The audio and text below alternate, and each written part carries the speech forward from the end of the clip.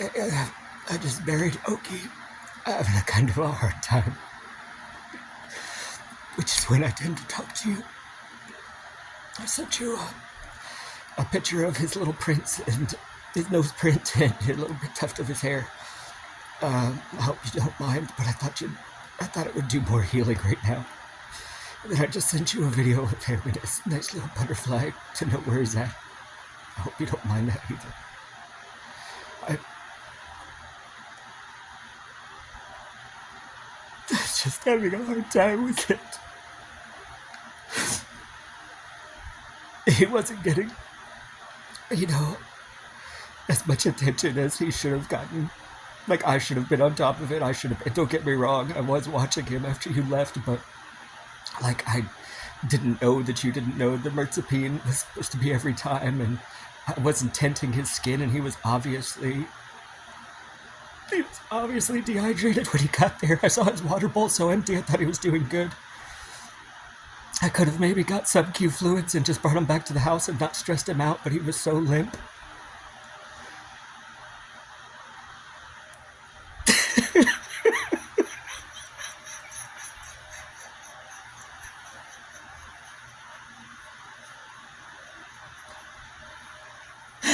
I feel like I could have saved him if it would have been my baby and I would have been in charge of it and gone full force like I did with Mom and Mayo, and instead things were going on with us and I was trusting you to do it, and I wasn't keeping eyes on it too, and I think we always do better when we both have eyes on stuff.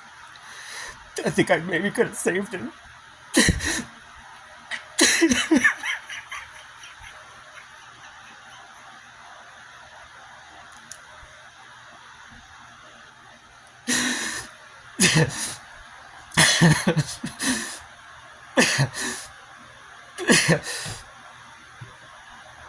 It's just a terrible day. What a terrible couple days.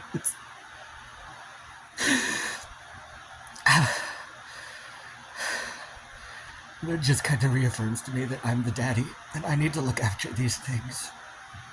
Doesn't mean that I have to be in charge of them, but it means that I need to have eyes on these things because I do it really well, and I could have maybe saved him. I don't know if I could have or not,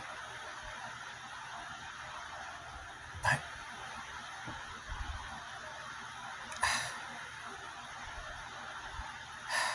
I don't know. I wish I would have given him much more attention. My thinking was just that the more rest he gets, the better, but I didn't realize he was that bad off. So, hey, it's funny, but when I look at my face, I think of you, which is something. You can tell how wrecked I am by Oki, but even more so, driving home with him on my lap, passed away in a bag. All I could do is think about you and us, and how I hope things you have said in the past are true. Like, I couldn't get rid of you. I can't push you away. I know you have a red line, and it was clearly articulated. It just, it's just hard to compute that, like, any one day a 7-year relationship could end if I, get toxic and say the wrong thing. I don't plan to do it again. I plan to be the daddy and the pup, who would do that to a puppy, who would do that to a little kid. And I plan to get anger management as well, starting Monday when I go to my therapist. But it's just, for somebody like me with obvious abandonment and trust issues, it's just very hard to be like, don't get me wrong, we've been having a rough patch for a while now, but it hasn't been for a year. I don't know if you remember, but last year we were very happy. And I don't know if you remember, but a couple of years after Armageddon, we were very happy. And it wasn't because of the alcohol. I know that's what you associate it with. But it was with me not being a dom. It was with me not running into these issues I have with control and order and, trying to feel, like a man, like, you gotta listen to me, like, why aren't you listening to me kind of thing. It's like I almost fall into my brawler, badass mindset from high school, but I'm doing that to, what was my little girl, what I hoped will be my pup. I hope my loyal pup, you know. I can understand you probably have 42 people in your ears right now telling you not to get back with me, but they don't know our relationship like us, and they don't know this isn't a one-way street. And I know you're really bad at, looking at yourself with these kind of things, but you have been checked out in this relationship for a little bit. And the way it happens is because you were being more and more toxic, and you were being toxic first. And that's very hard for me after April, and that's very hard with me because of my history of being bullied. I can do it now. Like, I got it now. I've made the switch. This isn't some grand aha thing. This is, a choice to be daddy, not daddy Dom 24/7. And instead of making it, some of these things I'm telling you in my video blog, I know you already know, but there's a difference, and you've told me, but there's a difference between knowing the path and walking the path. And I think I said it before, but sometimes daddy needs to be hit up. I need to lose you to make these corrections. And if you're objective about it, hopefully you'll see that, you know, I've made a lot of changes since Armageddon. Like, think about who I was at Armageddon and think about who I am now. As far as the anxiety problems, as far as all the stuff I've been able to accomplish, not only with the house, but with mom's healthcare. As far as you see these days where I'm just like really daddy and like really my best self. And you can see him sparking off like a lighter starting, And that's who I am going to be. I'm not saying I'm my best self right now consistently every day, day in and day out. I'm saying I have chosen the path to be that, and the path to be that is daddy. Like, I don't have to flex a muscle to be daddy. I am daddy. I have to flex a muscle to not be daddy. And when we were first together and you were like my golden child, good girl, like, I was always daddy because I believed in you and trusted you. And then when you hurt me by lying to me so much, it just shook my whole belief in you. And like, who are you? Like, how could you do? Don't you know how much this is going to hurt me? How could you do something like that to it hurt me so bad? And it just totally made me feel shaken and used. And then I put hands on you, and the whole focus became you, and that bitterness grew. But this time, the focus needs to be both of us. I'm not. There's nothing about me that's trying to compete like I was trying to do as far as, who cares less. Go ahead and leave. I don't care. I was so stressed out. It's like, you're not helping me. You don't love me. I didn't feel loved. Like, I finally, you know, trust your love. And it's very scary and very dangerous to do it now when I've lost you. But if I'm going to lose you, I'm gonna go out swinging, and I'm gonna go out as daddy. It makes me sad, of course, for many reasons. But you have this image of me that isn't me. Sometimes we are like oil and water, as far as we both have issues and we both have toxic tendencies and we both are repeating our trauma, and our traumas line up in such a way of me being bullied and you being, controlled, that we both try to do that to the other person, and we both have toxic tendencies that way. But that's where I need to be the fucking daddy. I need to be it's, for me, a pet owner is still like, it's not owner, it's daddy. It's like, it's like daddy little, and I still think of you as a little, but it's like daddy little with, like, very little consequences. Like, what can Squeaky do that I'm gonna get really mad at? How can Squeaky not come through? She lays in front of a window all day. The other things that I was trying to get out of you, that I needed out of you, the things I was so disappointed, I was like, that I would take to mean that you didn't love me, like taking care of the house or like keeping the kitchen clean or whatever, just because it reduced my stress, and you had to see how much stress I was under. you know those are things that you're not good at and you're not wired to do. And I think, maybe, I think you might get there in years, like maybe a decade or something, but right now it feels like you're being told what to do, and I don't want that. Not only do I not want the kind of relationship that creates between us, but I also just don't want you to have to feel that way in your own home. And it is your home. I tried to push you away, and I did, which is my fault, not yours, as far as the I can't push you away thing. Totally my fault. When I cross a red line, there's no part of me that's not trying to own that. But at the same time, you know, I just don't think I really internalized how big a deal that was for you. Don't get me wrong, I'm never trying to hurt you. So when I'm saying that eviction stuff right there, that is very toxic, and that is trying to like get you to, I don't give a fuck about you. Get out. What does it matter? Go beat it. I'm not breaking up with you, meaning I'm not breaking up with you. We can still work this out, but you're not going to be living here. I'm in charge. This is my home. You know what I mean? If you're not going to listen to the house rules, get out. We'll work it out remotely until you agree to the house rules of life first. But lately it just seems it's been hard for daddy because it seems like you consistently put yourself first in everything. And now I get a feeling for why. And the feeling is because I have been neglecting you, and I have been neglecting our relationship. And part of it is just because of all the attention I have to give to mom, but most of it is just, you know, how you reacted when mom first moved in, and how it was just all about you. And that was like jarring to me. It would be like being at, you know, a scene where somebody has like a cut on their arm and somebody is losing a bunch of blood from a vein, and the person with the cut on their arm is like, look, you know, and it's not that exaggerated, obviously, but it's like that feeling of like, hey, come on, don't be this self-centered. Look at this other person here, like tend to them kind of vibe. And but I wouldn't do that with a puppy. I would tend to both of you, and it's hard, Like this is the part where I really hope that you saying you'll have patience comes in, because no part of me is looking to. This isn't just about that day. This isn't just about me saying those three things. The three things that kill me are the, you can leave if you want to. Well, I fucked around and found out, didn't I? You left and I don't want you to. Like I don't get it until you're gone. Like I don't even feel it. You know what I'm saying? Like it's so hard for me to feel loved by you. Like I feel it in text, but I don't feel it in real life. And except when you're like chonk tackling me or stuff like that. But a lot of times it just seems like you don't like me, and especially recently with me not meeting your needs. And you know, I'm looking to change that. It's difficult to be the person who's in charge of everything, but I know by being the person who's in charge of everything, and by everything I mean everybody's health and happiness.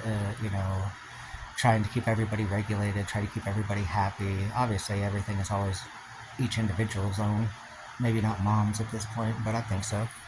Um, but that's the healthiest and happiest. You know what I mean? I know how to make you happy. Like if you don't think I know how to make you happy, then you know, just wait for when we get back together, because I get it now. Like all the stuff I was doing at the beginning, stuff that I would do naturally for you if I didn't feel used, or if I didn't feel like, hey, why am I doing all this stuff when she doesn't do anything for me? I do all this stuff because it makes you happy and I love you. Like that's the reason. The reason isn't like trying to get something back. The reason isn't like, hey, prove you love me. The reason is I love you and this makes me happy. And the look on your face. Um, I get it now. I've made the switch. It's I hope it's not too late. If it is too late, I can understand, because I get now that you take these things not as my peer arguing. You haven't been in these kind of arguments before. You're not from the fucking ghetto like me. I had like 10 of these arguments before I was in fourth grade, fifth grade. It was just a different upbringing. Um, but I can correct that. You know what I mean?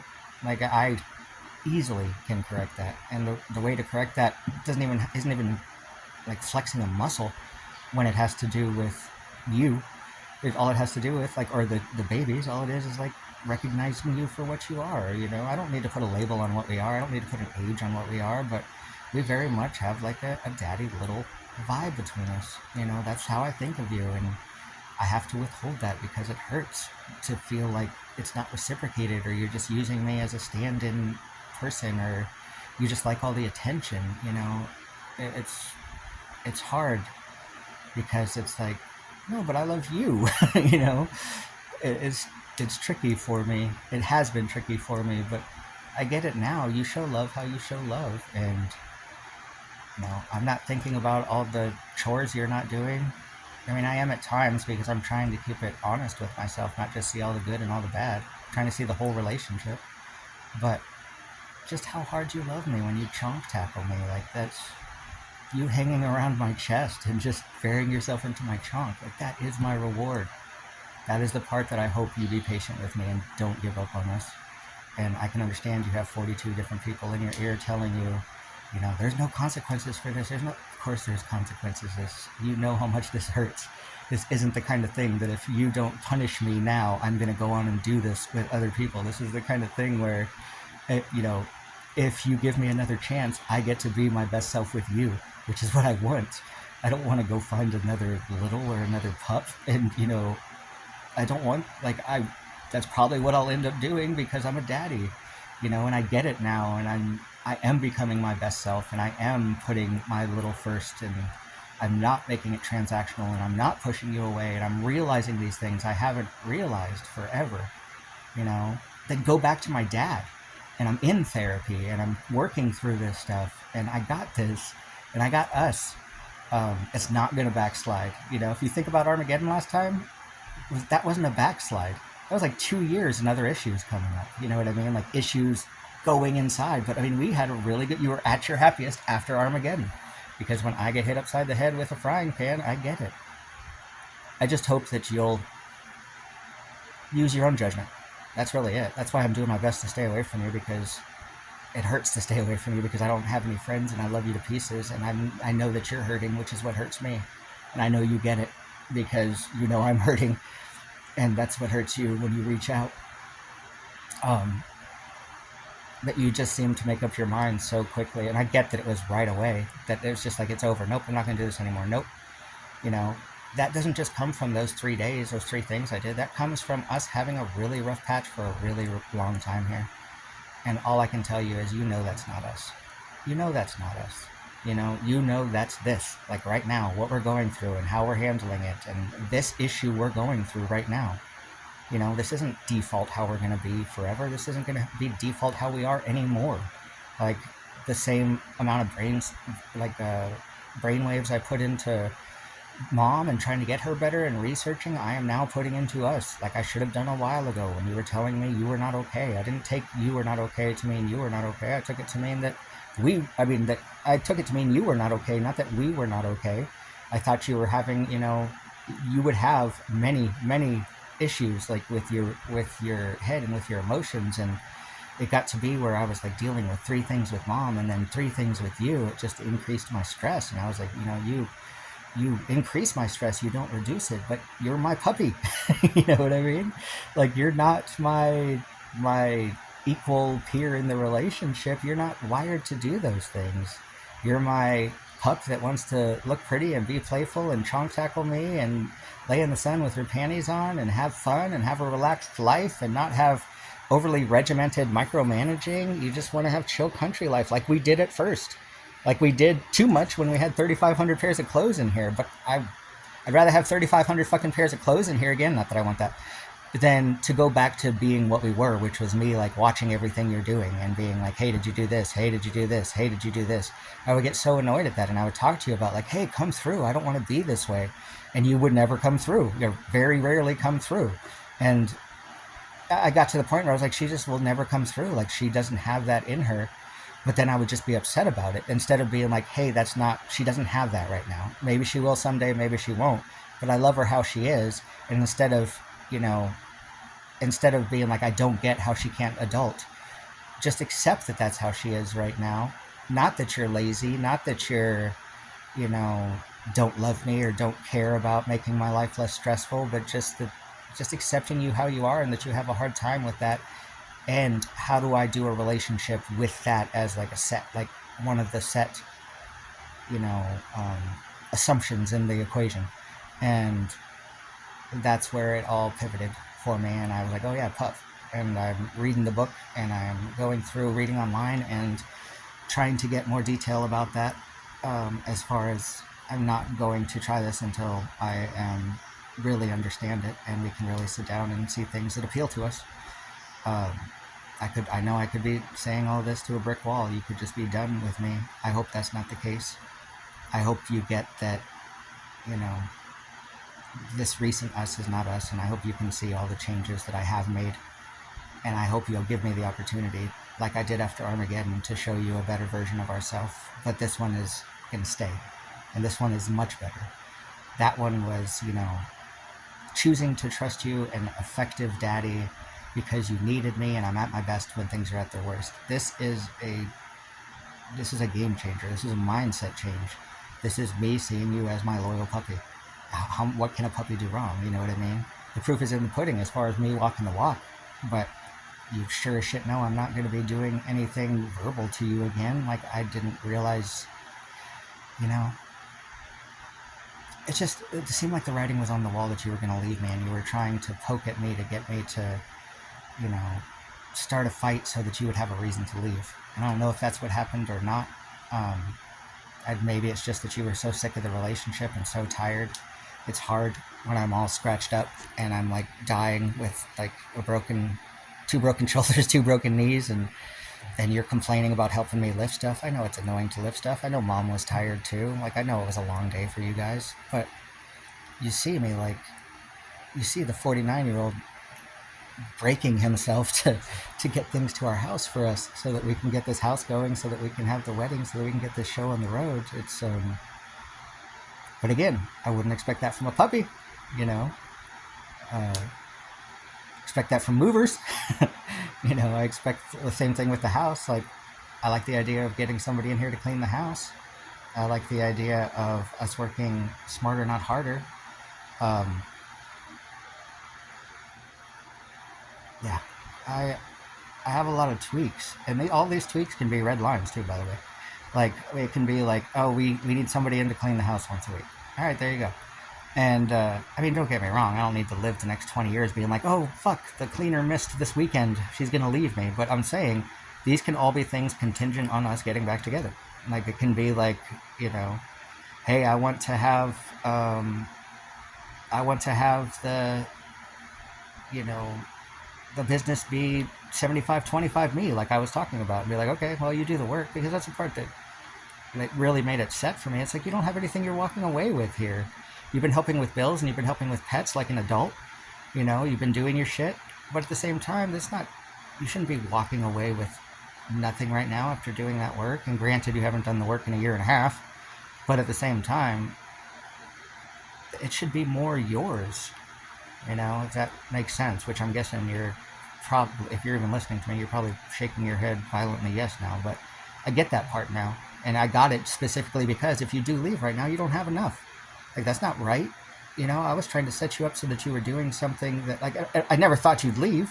I thought you would be, like, with me, and, like, the money that comes to me is also the money to you, because I use it for the house, and I'm going to use it for traveling and stuff like that. But, with us going different ways, it's like, you don't have that.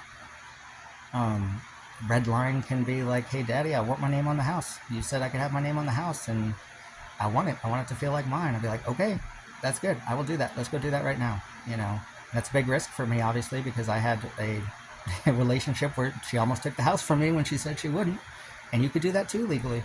You could be like, you could break up. I could put the house in our name, and a day later you could go and, do paperwork to try to get the house sold so that I get the house sold out from under me. That is totally, then I couldn't pay for this house. I couldn't pay to pay you back your half of the house. So I would lose the house. That's how much I love you and trust you and want you back, is that I believe in you. I don't have all of these suspicions about you. I don't have suspicions about you being on the phone. If I'm wrong, I'm wrong, and I'll choose to be wrong. I'll choose to be houseless and wrong, but I'm going to bet on you.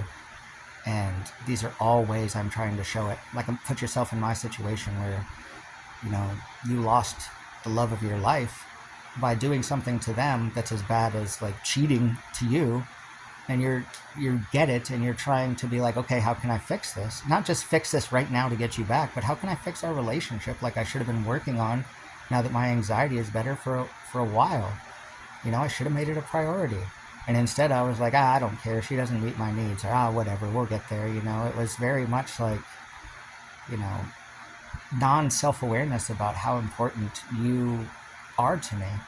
And the reason was I had it wrapped up in you never speaking my love language or doing things for me that would help me or make my life easier.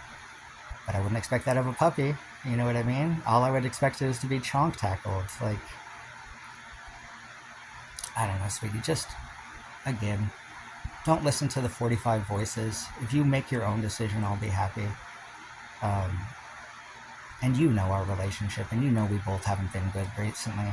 This isn't, the kind of thing where I just flipped out and was really bad to you. This is the kind of thing where we have been bad to each other, and you were toxic to me, and then I lost my shit to you verbally, which I live in constant fear of.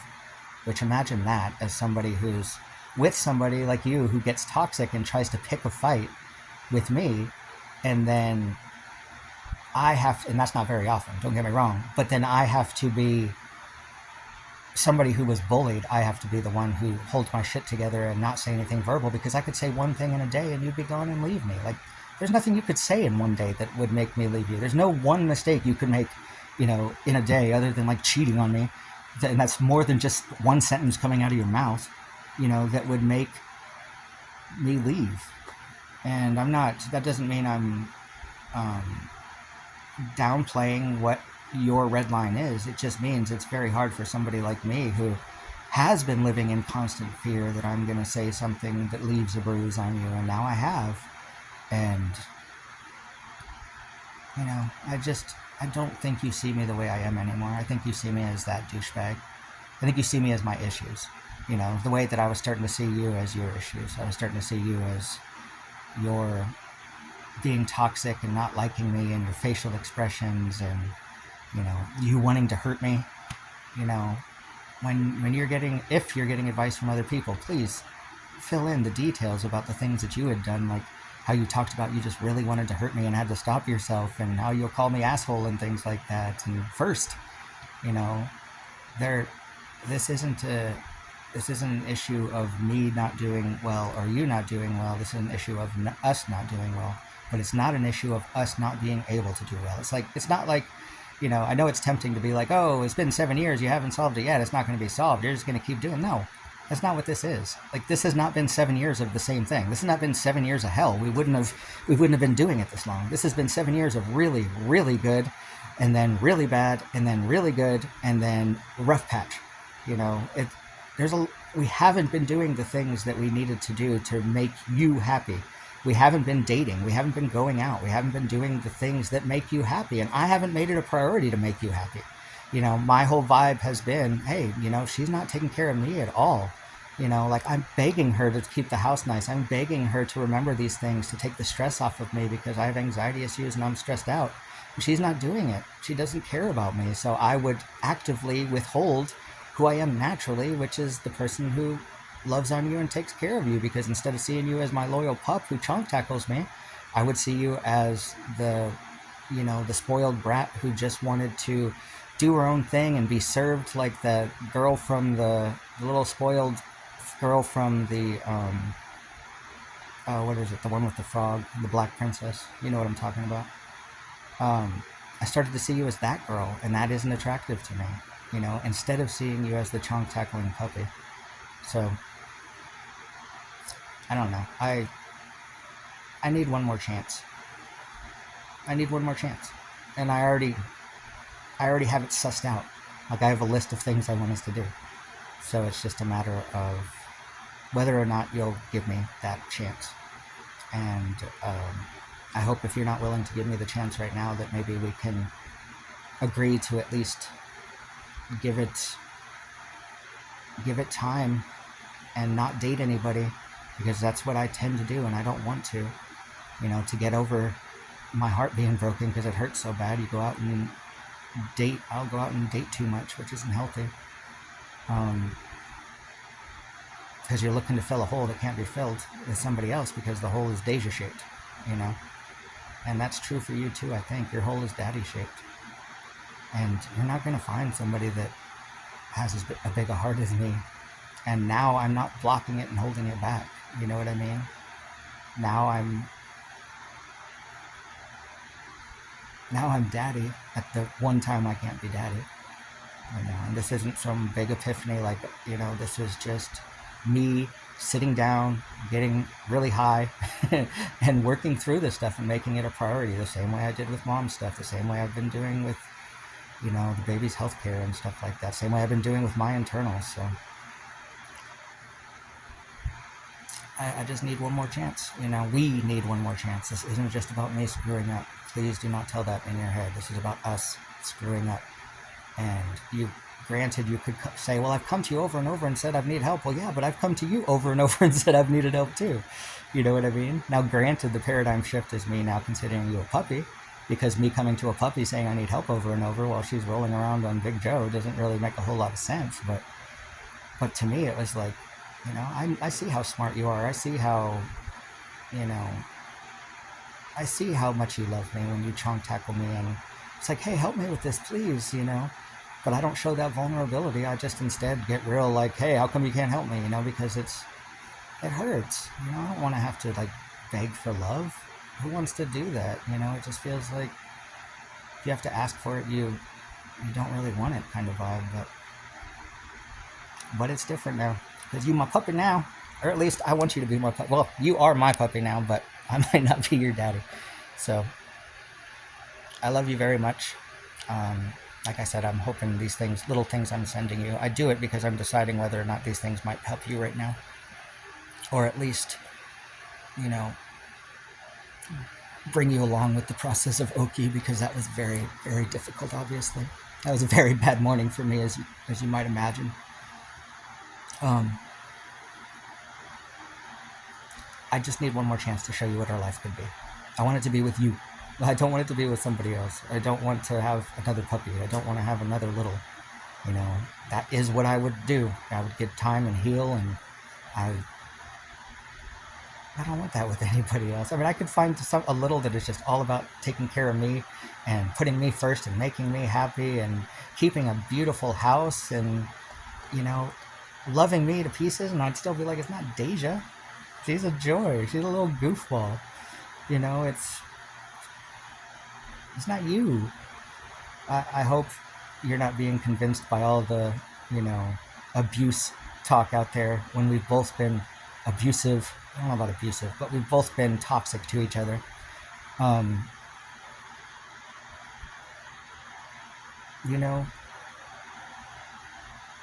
Think of who I am. Think of the big-hearted me. Like, I get that you haven't seen it for a while now. Like, I get that you haven't, felt it for a while now. It broke my heart when you couldn't remember what the playroom was named after. But he's back. It's just very, all I can do is show you. All I can do is be who I am, without holding it back anymore. And hope, and that person requires a lot of patience, and that person requires a lot of, waters off a duck back. But I can do that, and I have done that. And I especially can do that for my puppy. If I thought I could do it for my LG, I definitely can do it for a little ragamuffin puppy. So I've just made I've sussed a lot of things out. And the same way I put my attention on other things, I'm putting my attention on us. And I just hope you can give me a chance. And even if it's not a chance right now, maybe it can be in 2 weeks or a month, and we can agree to not date anybody else and just go back to it. But I mean, I miss you every second. So I would love it if we could turn the page and we could start off the way that we used to start off, and just, come over to the house and spend time with mom and the babies. And if you need me to leave at first, that's just fine. That would be a nice way for me to get out of the house. I don't have anybody. But I want to be with you, obviously. I want to hang out with you. I want to reestablish normalcy. I want to hear what you have to say on all of this stuff. I want to show you my new, well, not even new, but I want to show you Daddy again, like Daddy to his pup, Daddy to his chonk tackler. Like, that's all I can think about is losing out on that amount of love. I don't think about anything else. I don't, when this first happened, I had like 30 seconds of relief. I was like, oh, my stress level is so going to go down now, because whether you know it or not, sweetie, you take a lot of maintenance. And after the 30 seconds of relief, it was 3 days of just terror. It's like, yep, that's right. I knew I would be devastated. I told you I'd be devastated. It's so much history. I can't give up on that. I want to put a lot more pictures on the wall that we used to have from the first 2 years than we've had in the last 5. That's what I plan to do. Like this isn't just talk. This isn't just me blowing smoke up your ass to get you back. This is the kind of relationship I want to have. And I'm either going to have it with you or I'm going to have it with somebody else, because this is the healthiest me. The healthiest me is this daddy, is this kind-hearted person. But I want it with you. Like, I want it with you. I love you so much. I love you so much. We've messed this up. Just please be devoted and give Daddy one more chance so we can make all this worth it. You know? We both messed up. We both did bad things to each other. And we both can do better. Your bar is very low though, because you're a puppy that can sit around and do whatever the hell you want. I'm gonna be water off a duck back patience, Daddy. And I got that. And I give you my word that I got that. And I give you my word that I got that. But I give you my word, I will never be verbally abusive or toxic to you again. You see what I mean? Like, no problem there. I won't do it. You know, that's a lot to say. Like, I could say one sentence and ruin that. It won't happen. You know, I get it now. I get that it's your red line. I get it would be like me or you kissing a guy at a bar. I get it now. It'll never happen again. And I give you my word that it'll never happen again. And hopefully by this point, you know my word is good. It'll never happen again. Ever happen again. I love you so much. I hope you can give me another chance. I really do. But I love you either way, and I will continue to love you either way. And all right.